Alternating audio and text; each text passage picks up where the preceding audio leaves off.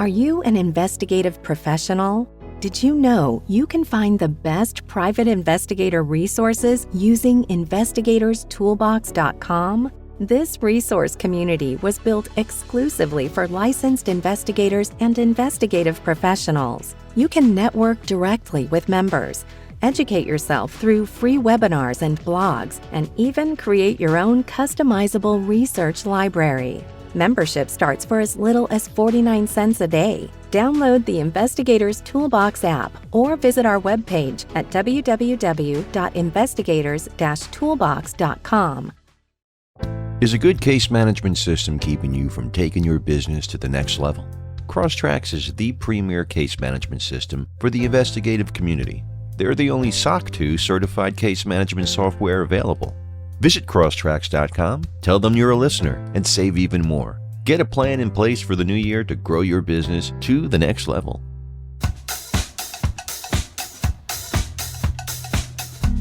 Welcome to PI Perspectives. This week, we welcome back Jim Nanos from PI Gear.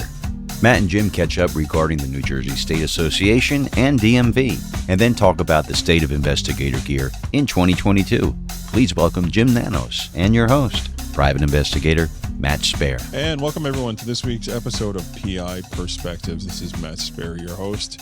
Today I am happy to welcome a fellow podcaster and a really good friend and a fellow New Jerseyan, if that's even a word. I want to welcome Jim Nanos back to the program. Jim, how are you? I'm doing great, Matt. Thanks for having me on the show. I really enjoy chatting with you, and I love this. Yeah. We haven't chatted in a while, and I figured it'd be good to have you back on and just, talk about some things about what's going on. And, you have PI Gear and PI Magazine, and just getting your pulse on what's been going on this year. It's been barnstormers, stop-start, all this craziness, COVID, no COVID.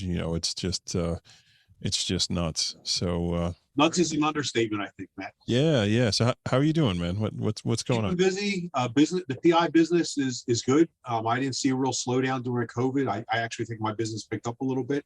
Mm-hmm. So I'm just handling cases and trying to take one day at a time and keep things moving forward. Yeah. I think we're all doing that. I mean, I've seen a significant shift in caseload. I mean, it's nonstop. It's funny you say that, because I've given this so much thought as to why some people are busier now. And I think COVID gave the opportunity for some PIs maybe to say, this is time to retire. Yeah. So I don't think there's more work. I really think there may be fewer of us doing it than an increase in a volume of work. I just think I know in my particular case, in my county where I work, there's 2 other PIs that just said, hey, COVID came around. I took the opportunity. I retired. It's time to, cash it in and just retire. Yeah. So in my particular case, I've picked up some of their workload.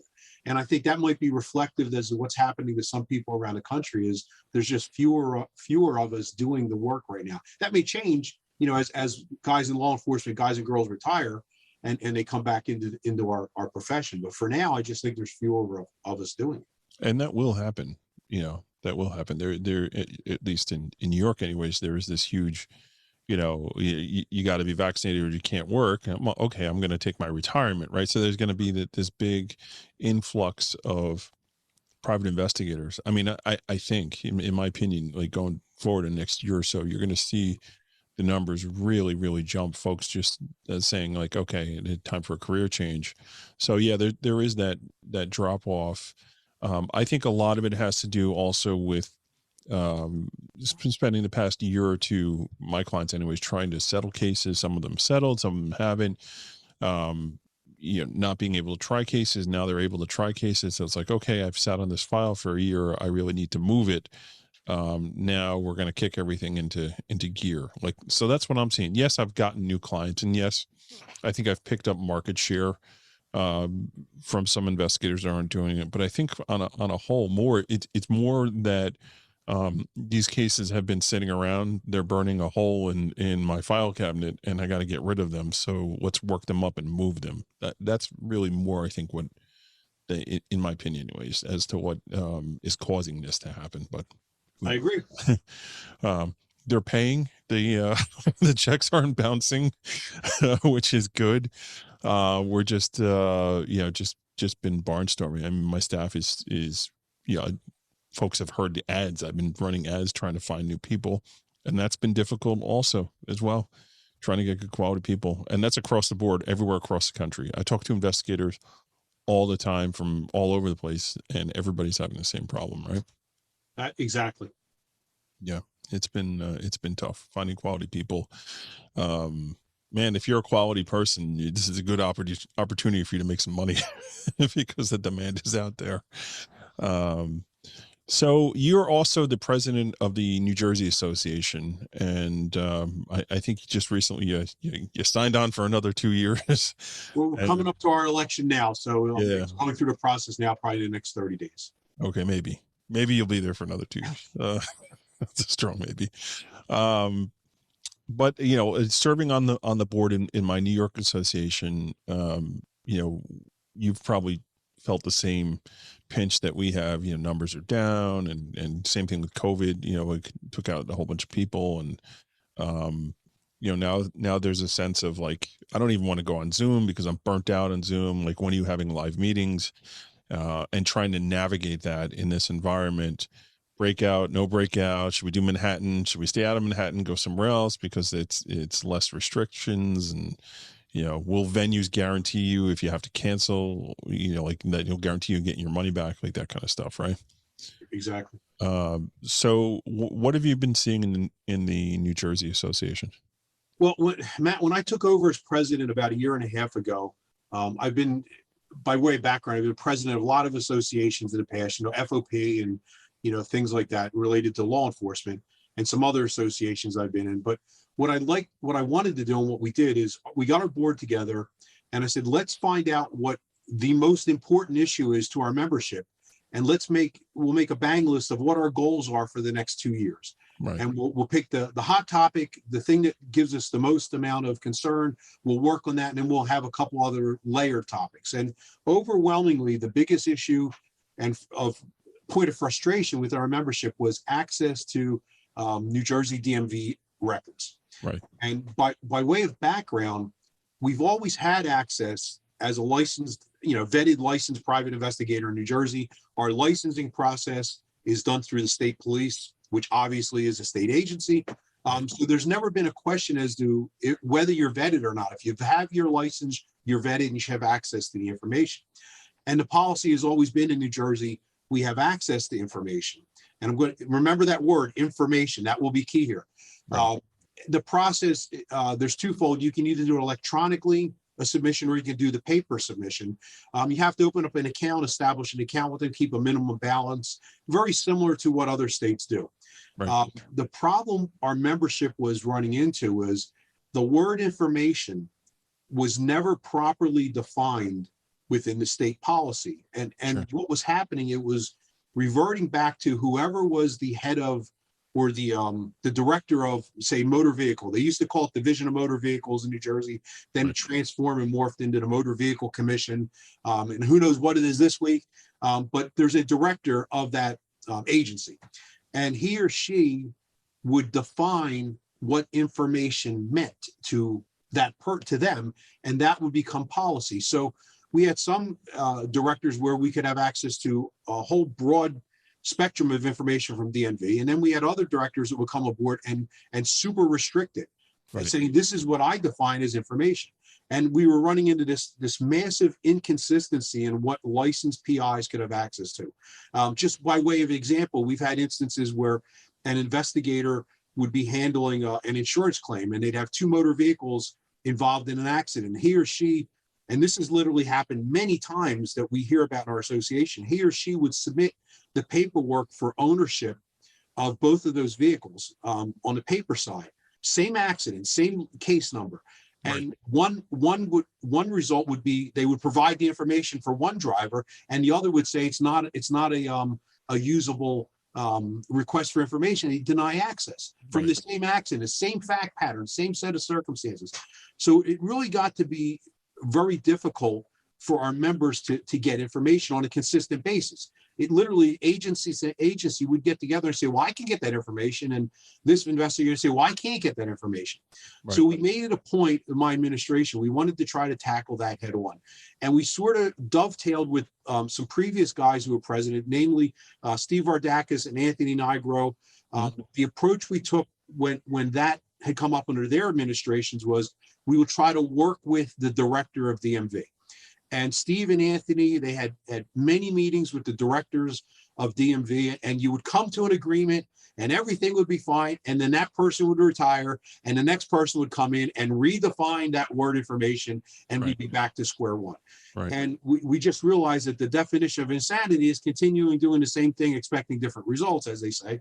And that's what we were doing. So when I came on board, I said, we've got to take a different route. We just can't keep doing this the way it's working. So what we did is Anthony Nigro, who's our executive vice president, he approached Bob Serafin, who's another one of our members, and we formed a high-level committee in our association of myself, Bob Serafin, Anthony Nigro, Steve Vardakis, Mark Farron, and Jeff Friedman. I want to throw those guys all a shout out. And what we did is we approached a legislator, an assemblyman in New Jersey. We put our case forward and we asked for help. And they were super responsive. And we're actually going through a legislative process now of a bill that's been submitted, and it's bipartisan support, and it's moving forward in the state that will define the term information and what we have access to, and go back to the way it used to be, that if you're a licensed PI, you're going to have access to the information. And one of the most frustrating things that we were encountering, Matt, was, use myself for example, I'm a licensed private investigator in New Jersey. I'm bonded, I'm insured, I'm completely vetted by the state of New Jersey. And there's instances where they're telling me that I'm not allowed to have access to the information, but they're selling that information in bulk to big data providers out there that who knows how they're vetting their people that have access to the information. And I'm not bad-mouthing any data providers, I use them all. But they're telling me I can't have the information, but they'll sell it, in bulk to third-party vendors who then distribute it, who knows how. Yeah. So it just got to the point where we had to approach it this way, and that's the tack we're taking. Assemblyman Sean Kane in New Jersey is sponsoring our bill, and again, it has bipartisan support, and hopefully it'll be moving forward this year, and we're going to get that on the table, and we'll be able to start obtaining that information as we need, and not by definition of what a bureaucrat or an appointed position defines, a person defines information based upon his or her life experience. And that's what was happening. They were taking their life experience and say, well, I don't think you should have access to information. And we're running that problem. So that's where we're at with that. We're moving forward. Our association's been very supportive. That committee has just been phenomenal. And that's where we look like we're going is the legislative route. Yeah, I mean, that's a big step, man. If you can get that passed, that'll be a really big deal. It's been a 2-year process, Matt. We've been literally doing this, and COVID slowed things down a little bit, but we just, the other alternative is the litigate it. Nobody wants to do that. Nobody wants to do that. Yeah. We don't have the wherewithal for that, nor the desire to do that. I would much rather work with somebody than try to become adversarial with them and have to litigate it, because we wouldn't be able to sustain that fight. Yeah, no, I totally get it. I know one of the frustrating things I deal with New Jersey is the temporary license plates. We got a huge problem with that in New York, where folks are just buying these temporary plates online, apparently. Where they're buying them from junkyards. They buy them from salvage yards. Yeah. And it's their genius way of, not paying tolls. Yep. Right. So the whole toll system is toll by mail, and if you don't have Easy Pass, and I read an article that the city's losing like a substantial amount of money because they're not able to collect this revenue. And then when they have an accident, they just disappear. The plates. We have absolutely no way to get ownership on those paper tags. Those paper tags are sold to dealerships or used car dealers in bulk. And who that tag ABC 123 is actually issued to, that record maintains, at least for the longest while, at that local dealership. The state, we can't access it anyway, but the state couldn't tell you, Matt Spaier has that car right now. They're only going to be able to tell you, hey, it's Brown Ford or Jackson Chevy. Yeah, and here's the thing, right? So and I've had this situation. Okay, so let's say you can find that dealership, and we have. We've done that. Okay, we know that this plate was assigned to this particular dealership. You go there, and they're like, okay, sold it to Jim Jones.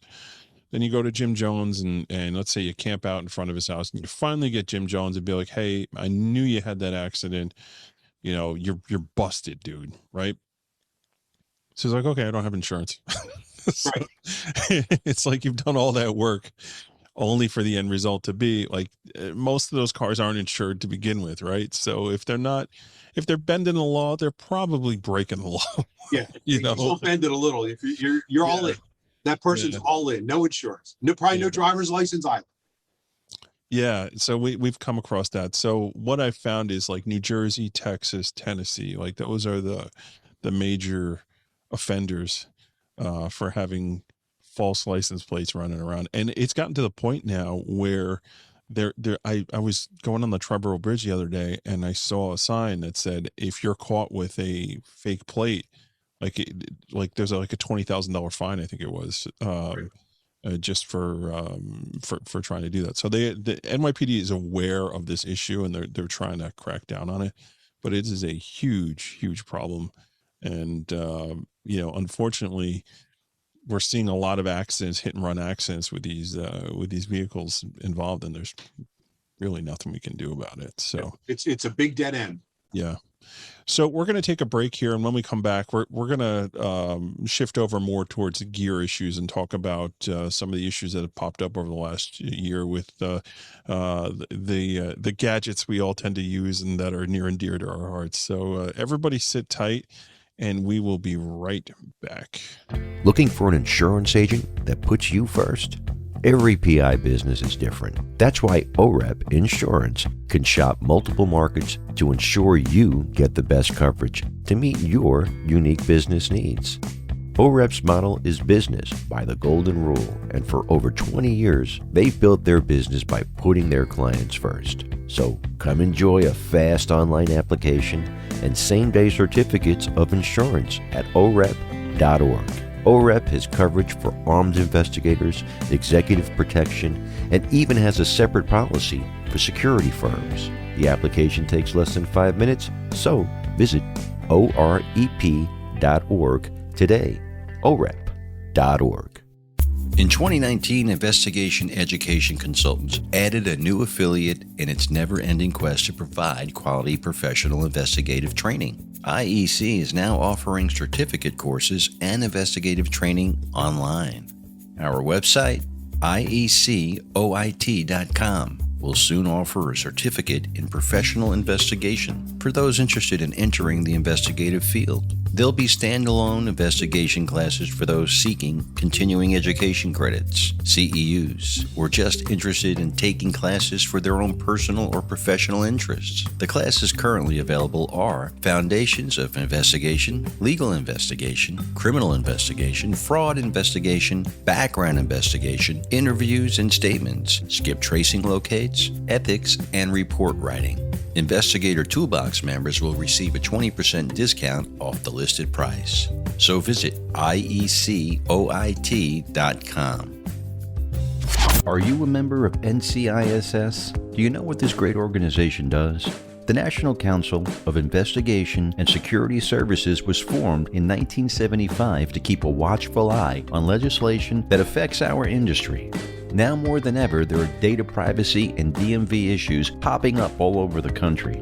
Consider joining and supporting this much-needed watchdog for our industry. Learn more at NCISS.org. NCISS Hit the Hill is coming. This year, the event will be virtual.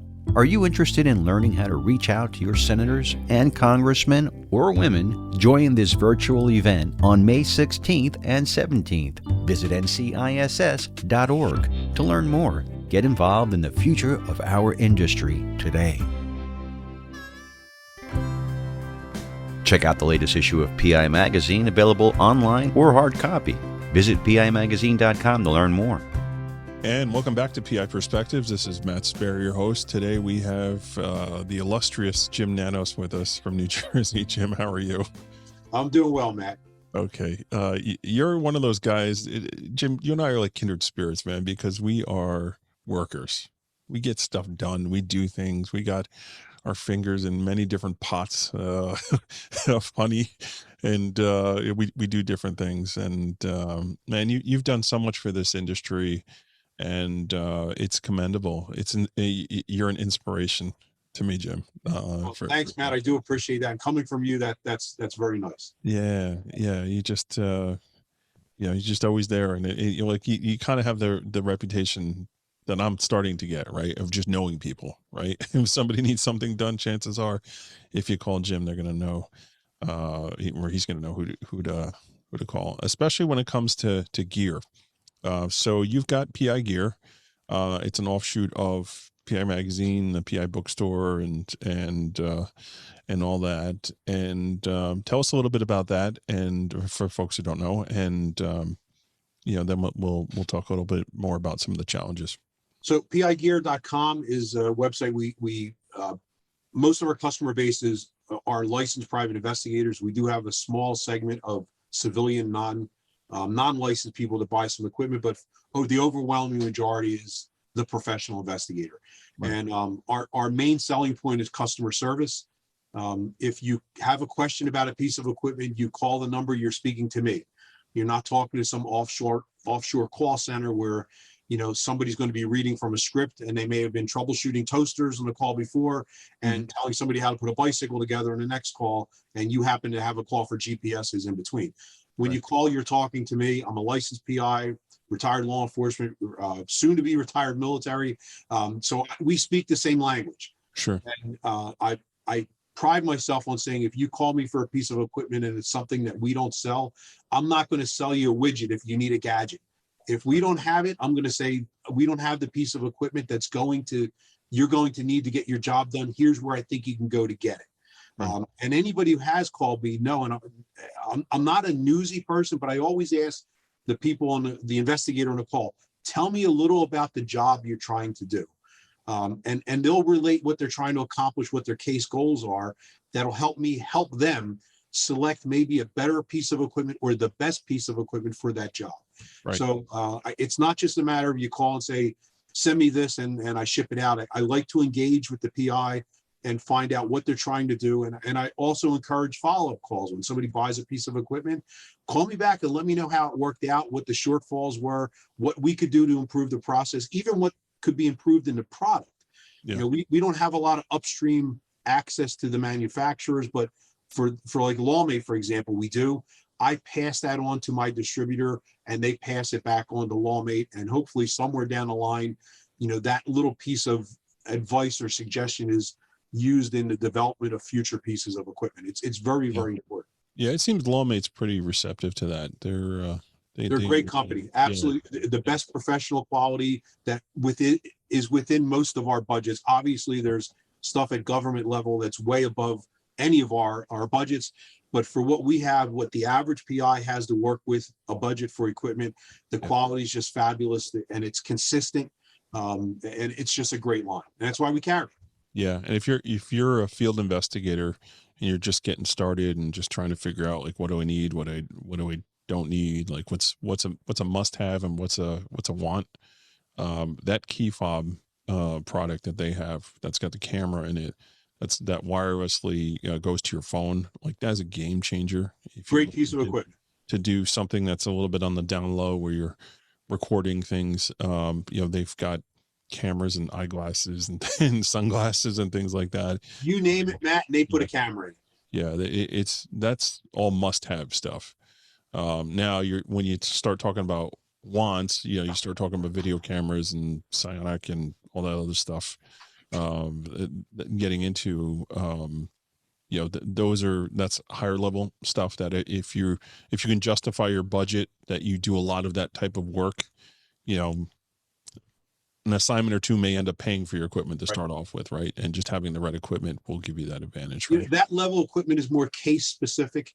Mm-hmm. And the key fob is a great illustration where I'll have somebody will call me up and say, look, I'm a newly minted PI. I just obtained my license. I'm retired law enforcement. I want to buy 5 pieces of equipment. And in my conversation, I find that maybe they can buy that one key fob and accomplish all their goals. It's better to have one piece of equipment that does 5 jobs than to have 5 pieces of equipment to do 1 job each. And I've had lots of instances, and it's bad for business, but I'll talk myself out of a sale because he or she can accomplish their goals with 1 piece of equipment rather than buying, give me 1 of these, 2 of these, and 4 of them. Yeah. And it happens all the time. And again, that's what we pride ourselves on: communication and communicating with the purchaser or the PI, Right. and tell me what you're looking to accomplish, and we'll fit you, or I'll make a suggestion what the best piece of equipment for you is to get to where you need to go. Yeah, that's the whole customer service angle of it, which is great. You just don't see that for many companies these days. It's always hard and frustrating, especially like during COVID and whatever. You're not one of the airlines. Right. You call one of the airlines, you've got a 3 to 4 hour wait before you get a live person on the line, which is insane. Yes. But it is what it is. And that's great. So let's talk about some of the challenges, right? In the past year or so. I know offline, you and I were chatting a bit about that. So tell me a bit, things you're seeing that you're like, oh man, that sucks, but it is what it is, right? So overwhelmingly, there are 2 basic challenges that we're having difficulty. And when I say we, I mean everybody in the equipment business. You can buy equipment from a lot of places. I'd like you to buy it from me because I speak your language, as we just went all through. But the Right. 2 big issues is shipping. Us being a distributor, myself being able to obtain equipment. It's slow coming, where I used to be able to get things within 4 or 5 days. Sometimes I'm waiting months to get a shipment. So the shipping is one problem, but overwhelmingly the bigger issue is just the shortage of what we would call chipsets or internal components in equipment. And overwhelmingly, no matter where you buy, what you buy, the chances are that piece of equipment is probably manufactured in China or Taiwan, and to a lesser degree, Korea and Japan. But for the vast majority of equipment you buy is manufactured in China or Taiwan. And they're experiencing a chipset shortage or component shortage. Right. And a lot of the equipment that you buy uses uses a lot of the same internal components. So with the shortage of equipment, what we find is that, when I say they, I mean the manufacturers, they're allocating those pieces of those electronics to bigger ticket items opposed to the smaller item. Right. So if you have a pen, a really good spy pen, we sell a pen called iSpy Pro. It's a fabulous HD pen. It's $79. Yeah, I love it. Yeah, it's great. Rather than the manufacturer putting the technology that's available, meaning the hard components, into a $79 pen, they're going to put it into a $500 button camera, because there's a better gross margin on that item than there would be on a $79 pen. So what we're finding is a lot of, I don't mean lower end as far as quality, I mean things that are less money, the least expensive item or less expensive items, we're having trouble getting the smaller items from the manufacturers. And it's a huge problem for us. And what I found is a lot of the PIs, they don't understand that. They think either I just don't have it, or the next distributor doesn't have it, the next retailer doesn't have it. And they're going to second and third level vendors, namely like Amazon, eBay, some other online auction houses. And they think, because they see a picture of a pen or a key fob that looks like the one that we sell or somebody else sells, that they're getting the same piece of equipment. And what they're getting is in a lot of cases, they're getting a substandard product where somebody's just moving seconds, or they're moving knockoffs. And the PI is getting this piece of equipment, and they're not happy with the piece of equipment. It's not functioning as advertised, or they just can't figure out how to use it because there's no instructions. Right. So I often tell the guy or girl calls, I say, look, if you want this piece of equipment, give me some time. I'll find out when the order's coming in, but be cautious about going to the secondary vendor or the third level vendor, because you're probably not going to be happy with what you're getting. And that's a huge problem for us, is just getting the equipment from the manufacturers.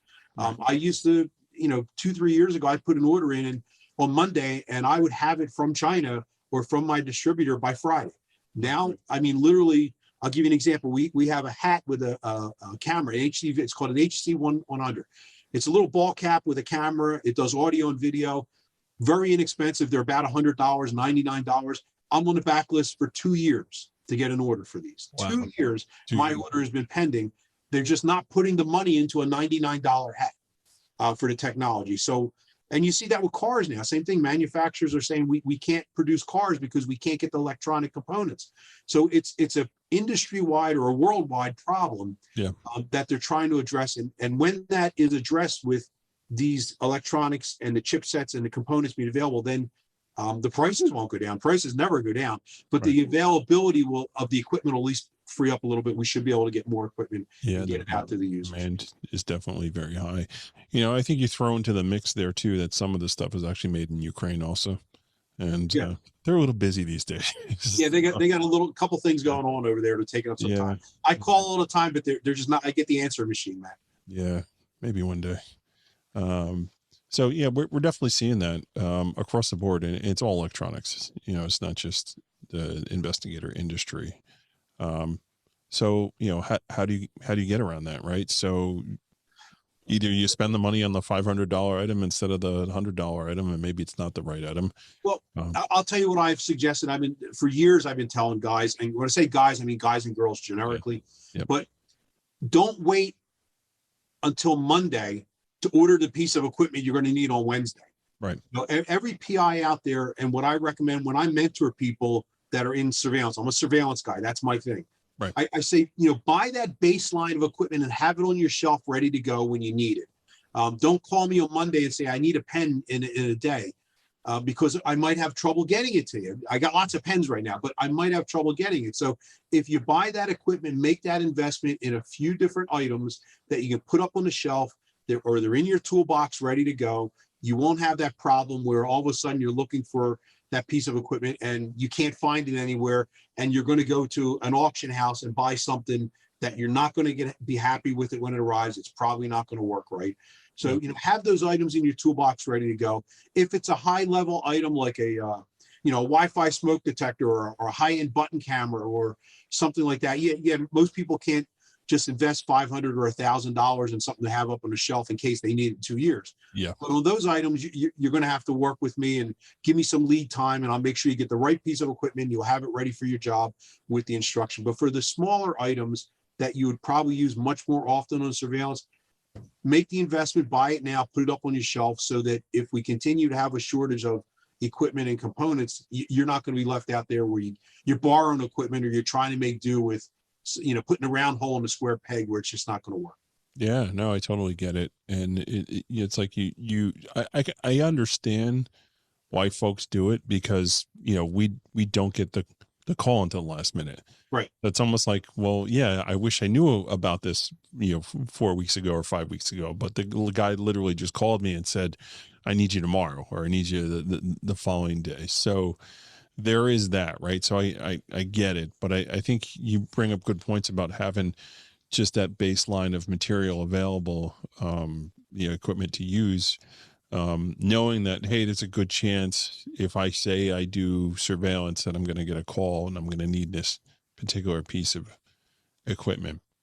Right. And, you know, listen, I appreciate you saying, hey, buy the one thing that does 5 things instead of 5 separate things. I feel like we've got the nanoism in there, right? It wouldn't be a show unless we didn't get some cute little quote from Jim Nanos. So I feel like I can check that off the list. We'll just end the episode now. We're done. So that was cool. Yeah, it's, you know, it's ever changing, right? There was that push of, you know, technology's changing, things are getting smaller, quicker, you know, all that. We were, you know, going through that whole big push, and it was very exciting. And then all of a sudden the wheels fell off around the world. And now this is kind of the world we live in, and we got to plan accordingly. It's been a challenge, Matt. It's been a challenge to get equipment, and development of new equipment has slowed down tremendously also. I mean, Sure. the big switch in our equipment now is going from, I'm going to say old school stuff to Wi-Fi enabled devices or Bluetooth enabled devices. But we've seen a slowdown in that again because of the availability of components. I get very nervous on that Wi-Fi stuff though. You know, it's like signals get interrupted all the time. I was just, this past week, I was playing music, right? So, and we were using these packs that were wireless, and usually I'm plugged hard in. You know, my ears are hard in, and they're like, no, here, use this pack. And man, it was just like stressful. You know, it's like, all right, now I got to monitor the batteries. Like, I know he's got another fresh set of batteries, but it's something I got to pay attention and look at, right? And I'm just like, and then as we're playing and doing it, like, okay, and make sure everybody got your cell phones off while we're on platform, because if something comes through, it's going to cut out the signal. And sure enough, that was happening. It was looking to search for the different RF signals, and you know, it's like another thing. So I'm not completely sold on the whole wireless thing. I think it's neat, it's cool, but well, that's why every good professional investigator should have a 12-year-old on retainer. Yeah. So when you have a problem, I do. My neighbor's great with my neighbor's 12 years old. He's great with remote controls and cell phones. But you're going to have to learn the technology, and just not going off on too much of a side line. But that you brought up another good point that I just thought about is when you purchase a piece of equipment, you know, don't wait until you're in the parking lot of the bar that you got to go into to do a surveillance to say, how do I turn this thing on? Yeah, right. Where's the instruction manual? Oh, it's in Chinese. Uh-oh. You know, get the piece of equipment. That's why I like when guys and girls buy stuff and put it on a shelf that they're familiar with, that you can pull that piece of equipment off and you know how it works, or in a minimal amount of refresher time, you can get back up to speed with it. But if you buy a new piece of equipment and you're trying to learn how to use it in the parking lot of the bar you're going into, that's not going to be a good outcome. Yeah, one of the things I do with folks that just start working for me is I give them like fake assignments to start. Mm-hmm. Like, oh, go. That's great. Pretend, go do this thing and write a report and use the equipment and make your mistakes over there. So when it's the real deal, exactly. You know, we got it all worked out, and it's good because I get to see their thought process and we talk through things. So it's not only, you know, I bring them with me at times to do things. Hey, this is how I do it. This is why I do it. And that kind of sets in, and they, oh, okay, the light bulb goes on. But then also give them the opportunity to go off on their own and do it, and you know, coach them through it. I think is a good way for doing things. So I mean, what do you see as the I mean, you talked about Wi-Fi, but are there any other trends or any other things that you see coming down the pipe here in the next year or so? I can't imagine devices becoming a lot smaller than what we have right now, at least at our level. Maybe down the line somewhere we'll be able to get more micro devices. But there comes a point when things are just so small that they really become unusable because they're just so small and they're hard to manipulate and use. I think size-wise, I think we're at a pretty good spot where you can get some relatively small devices to conceal. Although I say Wi-Fi all the time, most of the devices, they'd be better off described as Bluetooth. Right. But people the manufacturers still use the word Wi-Fi. You don't need a network to work most of these devices unless it's an IP device. Right. But I think the Bluetooth devices connecting to your cell phone, that seems to be the big trend where we're going with almost every piece of equipment. Yeah. An example, most of the equipment that Lawmate manufactures now, they're retooling in the same physical piece of equipment, but the internal are going to be Bluetooth or Wi-Fi enabled. And I think that has been a game changer when it comes to equipment, the ability to look on your phone or someone else to view on your phone what you're actually recording. And I mean, we go back 5 years and ask anybody who did surveillance how hard it was to change the time, date, and stamp on equipment. Yeah. I mean, you had to put a TXT file and it had to be exactly spaced. And if something was capitalized when it should have been lowercase or there was an extra space, nothing worked. Now with the Lawmate devices, I mean, you take out your cell phone and it's a wheel to change a date and a time and you're done in seconds. Yep. And unless you've experienced the old way of things, you can't appreciate how easy it is to do now. But there was a time 5 or 6 years ago that it was a major problem just to set the time, date, and stamp on a piece of surveillance equipment, not on a camera or a video camera. I'm talking on a covert small device. That doesn't exist anymore. So I think the technology is catching up. The firmware, they do constant firmware updates. The availability is great. The devices are sized about where they should be. We're going into the Wi-Fi or the Bluetooth age, and I think that's where this is all going. I think the advances, in my opinion, that we may see is battery life. You know, just that power source being extended and longer, and then figuring out ways to get more juice out of less real estate.